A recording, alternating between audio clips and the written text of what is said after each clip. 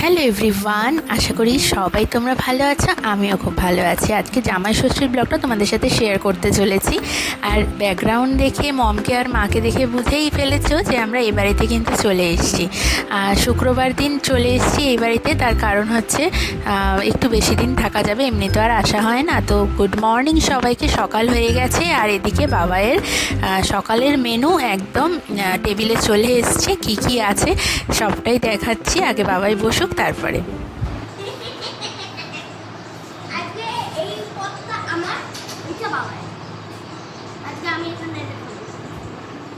খা।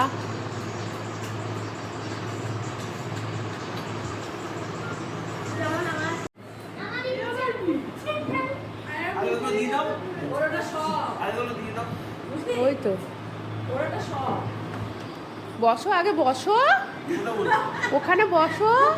পশ্চিমবঙ্গ দিবস 20 তারিখ আজকে। জাম, আম, কলা, লিচু। তোর কেন? আর দেবো লুচি বাবু? আমি তো দই ছিঁড়ে খাই না, তাই তোমারটা দই ছিঁড়ে বেশি আছে। আমারটা পেয়ারা থাকে। সব আছে। ঠিক আছে? ওটা দাও। উঠতে হবে তো এবার। কেন উঠতে হবে? মা দিচ্ছে হাতে করে। দাঁড়া। এই দুটো হ্যাঁ, ওই দুটো দাও, এইটাও দাও। একবার ধরে দেবো। না ঠিক আছে, মমের হাতে দিও। বসে দিতে হবে। আমিও তাই ভেবেছি। আমি ভাবছি কি করছে এটা। আমাকে প্রণাম করতে আসো।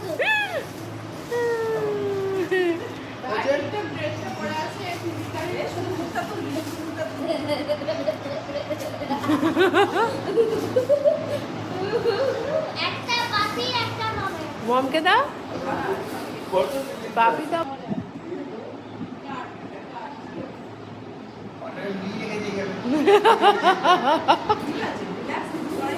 এটা ফোন দিয়ে কোন মুখ লাগবে?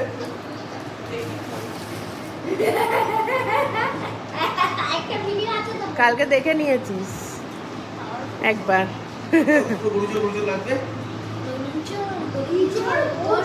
গুরুজো।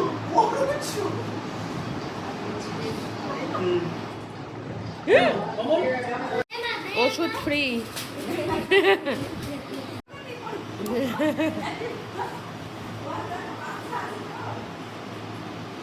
এর সাথে পায়েস ধরা জোর। আবার পায়েস? দই খেয়ে হচ্ছে না? এবার বলি মেনুতে আজকে সকালের টিফিন ব্রেকফাস্টে কি কি আছে। লুচি আছে, তার সাথে আছে চানার যে ঘুগনি মতো হয় সেটা রয়েছে। আর হচ্ছে এদিকে চিড়ে দই, তারপর মিষ্টি দই, টক দই দুটোই রয়েছে। আর ফল রয়েছে, কারণ চিড়েটা আমাদের বাড়ির নিয়ম যে চিড়েটা খেতেই হবে এই দিন, চিড়ে আর মুরকি। আর তার সাথে রয়েছে এদিকে মিষ্টি আর জল। তো চলো বাবাই খেয়ে নিক, আর আমি যাব এখন স্নান করতে। এখন আমার স্নান হয়নি, কিন্তু মা বললো যে আগে খেয়ে নে তারপরে স্নান টান কর।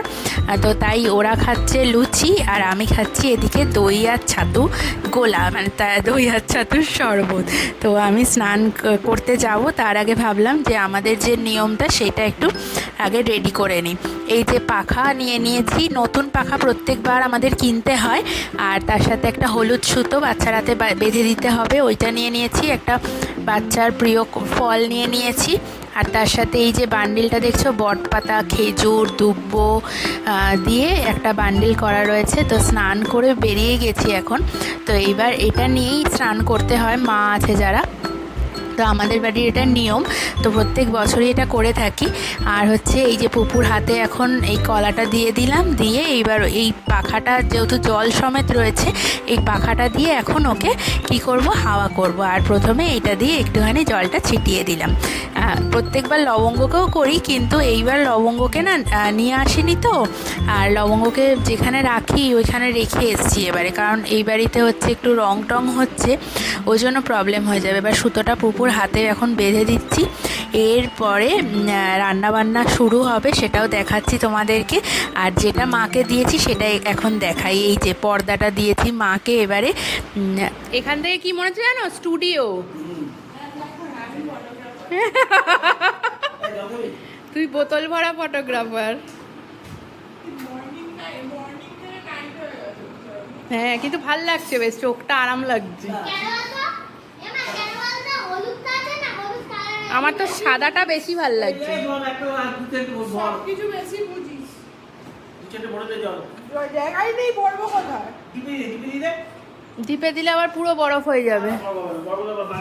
পর্দাটা না আমি নিয়েছি হচ্ছে মিশো থেকে, এত ভালো কোয়ালিটি দিয়েছে। আর পর্দাটা খোলার পরেই মানে চোখটা একদম আরও শান্তি পেয়ে যায়, কারণ এই দিকটা পুরো একদম গ্রিনারি, এত ভালো লাগে। পুকুর আছে যে বোঝা যায় না, মনে হয় এটা মাঠ, কিন্তু পুকুরটা না ওই পানা দিয়ে ঢেকে গেছে আর কি পুরো, তাই জন্য পুরো গ্রিন হয়ে গেছে। আর চলে এসেছি রান্নাঘরে এখন।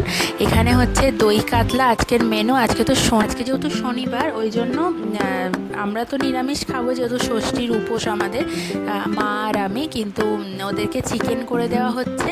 আর হচ্ছে এদিকে দই কাতলা, আর এখানে ছানার ডালনা হয়েছে, সকালের ওই ছোলার যে তরকারিটা হয়েছিল ওটা রয়ে গেছে, আর ডাল হয়েছে। আর কেমন করেছে শিলা?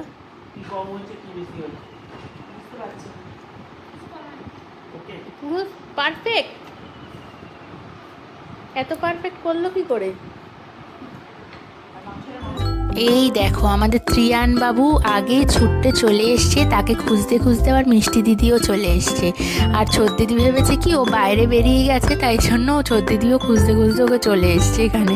ত্রিয়ান বাবার সাথে গল্প করলো, তিতলির সাথে গল্প করলো, এই চলছে এখন। তারপরে যেহেতু 2টো বেজে যাচ্ছে, ওর মা ওকে ডাকতে এসছে যে চল খাবি, চল আগে, তারপরে অন্য কথা। এই পর্দাটা নিয়ে এসেই টাঙিয়ে দিয়েছি। এবারে শাড়ি দিইনি। মনে হচ্ছে এরা জেলখানায়।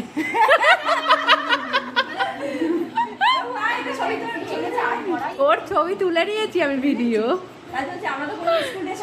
হ্যাঁ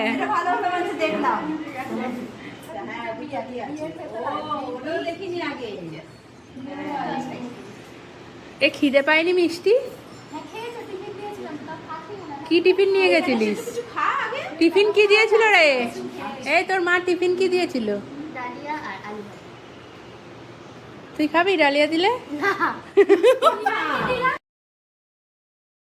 এইদিকে এখন লাঞ্চের মেনুগুলো তোমাদের সাথে শেয়ার করব। মা আগে খেতে দিয়ে নিক, তারপর দেখাচ্ছি তোমাদেরকে। না আমি খাবো না। খেতে পারবে এত কিছু? হ্যাঁ আমার কি শত্রুতা হচ্ছে যে বাবার সাথে না কি বলবো? এখান থেকে। বাবার কাছে শত্রুতা। শত্রু। আমাকে কোনোদিন দিয়েছে এরকম খেতে? ছাড়ো। না। তাহলে একদিন আসতে হবে।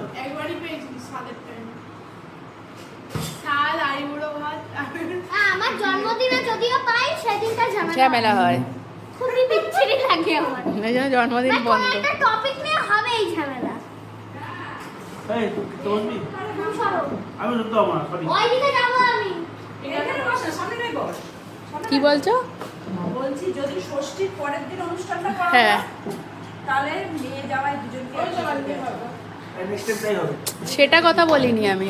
না এখানে আমি বলছি ও কোনোদিন দিয়েছে এরকম করে আমাকে খেতে? সেটাই বলছি। ভাবাইয়ের পেছনে প্রত্যেকবার ওকে খেতে দেওয়ার পর লাগা হয়, আমিই লাগি বিশেষ করে। তো লাঞ্চের মেনুটা বলে দিই। ছিল হচ্ছে ডাল, তারপরে 5 রকমের ভাজা, ছানার ডালনা, দই কাতলা, আর হচ্ছে চিকেন, চাটনি, দই, মিষ্টি। আর ওরা ওখানে খাচ্ছে জমিয়ে, আর আমি এখানে খাচ্ছিলাম হচ্ছে সাবু মাখা। Hello guys. লাইট নেবাও। Hello guys, eating to my mother. ভাবলাম দুপুরে তো বাড়িতে ঘুমানো হয় না, তাই এখানে এসে কোনো কাজ নেই যেহেতু, এখন আর একটু ঘুমাবো। তো ঘড়িতে বাজছে 4:30, আর এরা শুরু করেছে এখন উৎপাত, মম আর পুপু মিলে। আর ও বমি করবে আর তোর মুখে পরপর করে পড়বে বমিটা। এমনি হাঁ করে আছিস। এক্ষুনি খেয়ে উঠেছে পুপু। এই মাথায় লাগবে, চলে আয়। ইস, যদি বমি করতো তো সারা জীবনের মতো খাওয়া শেষ হয়ে যেত।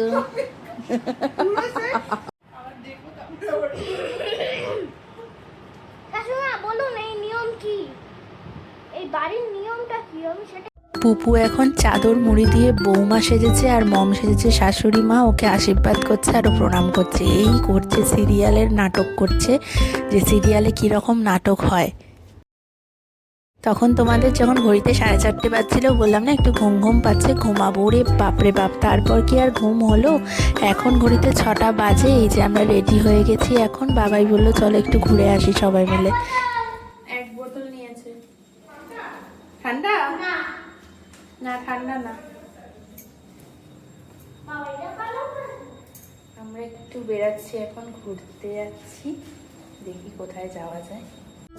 এতটাই গরম পড়েছে যে মানে রেডি হয়ে যে একটু বেরাবো মানে আনন্দের সাথে, সেইটা একদম উপায় নেই। মনে হচ্ছে সারাটা দিন মানে বাড়ির পোশাক আশাক পরেই থাকি, নাইটি পরেই থাকি। আর একটু যেতে না যেতেই আমাদের এই বাড়ির সামনে দেখি যে এই 3টে বাস পরপর দাঁড়িয়ে রয়েছে। এত জ্যাম কী করে যাব। তাই জন্য বললাম যে না, তুমি আমাদের বাজারের ভেতর দিয়ে চলে চলো, নাহলে এমনি রেডি হয়ে যাচ্ছে।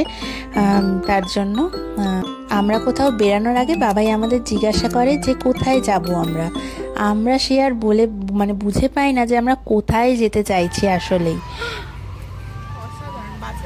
হ্যাঁ, এটাকে বলে কেউ কারোর জায়গা ছাড়তে নারাজ।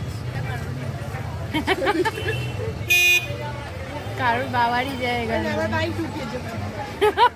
মানে কেউ কারোর জন্য দাঁড়ানো। তুমিও এদিক দিয়ে ঢুকে যাও, বাড়ির এদিক দিয়ে না দাঁড়িয়ে থেকে, এরা এখন ফাঁসাবে অনেক। হ্যাঁ, বাবাই যদিও বাজারের মধ্যে দিয়ে যেতে চাইছিল না, কারণ বাজারের মধ্যে একটু ভিড় থাকে বলে, কিন্তু ওই রাস্তা যে কখন ফাঁকা হবে তার ঠিক নেই। তাই অগত্যা বাজারের মধ্যে দিয়েই আসতে হলো। আর দেখলে কত আম বাজারের মধ্যে বিক্রি হচ্ছে, পাকা একদম টুসটুসে আম। আর এখানে আমরা এখন এসেছি তেল ভরতে। কোথায় যাব কিন্তু কোনো ঠিকানা নেই যে কোথায় যাব আমরা। আর একটা জিনিস তোমাদের সাথে শেয়ার করি, দেখো এখানে এটা সেন্ট, কিন্তু সেন্টটা না ওই রকম ধোঁয়ার মতো বেরায়, জলের ওপরে একটু সেন্ট ছড়িয়ে দিলেই অল্প লাগে সেন্টটা। এটা বাবাই অনলাইন থেকেই আনতে দিয়েছিল। আর এখন আমরা চলে এসেছি প্রায় ডানলপ।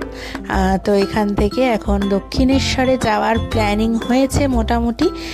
দেখা যাক, অনেকটা বেজে গেছে এখন, ওই জ্যামে পড়ে পড়ে অনেকটা বেজে গেছে। মোটামুটি 7:15 মতো ঘড়িতে বাজছে। দেখা যাক যে মন্দিরের গেট খোলা পাবো কিনা। তা মন্দিরের গেট হয়তো খোলা ছিল, কিন্তু এই যে এই দিকটা বন্ধ করে দেওয়ার জন্য যথারীতি আরও দেরি হয়ে যাবে বালি ব্রিজ দিয়ে ঘুরে আসতে গিয়ে। তো মনে হচ্ছে না মন্দিরে আর ঢোকা পসিবল হবে। মানে দেখেছো তো, ভাগ্যে না থাকলে এত কাছে এসেও আমরা ভগবানকে দর্শন করতে পারি না। আজকে হয়তো উনি আমাদের ডাকেননি, তাই জন্য ওনার কাছ পর্যন্ত আমরা গিয়ে পৌঁছাতে পারলাম না। এতটা কাছে চলে এসেছি, তোমরা বুঝতে পারছো যারা দক্ষিণেশ্বরে আসো বা এসছো। তো এতটা কাছে আর কি বলবো, মানে আফসোস হচ্ছে আর কি। এতটা কাছে এসেও আমরা ঢুকতে পারলাম না। এই যে বালি ব্রিজ এখন ক্রস করছি আমরা।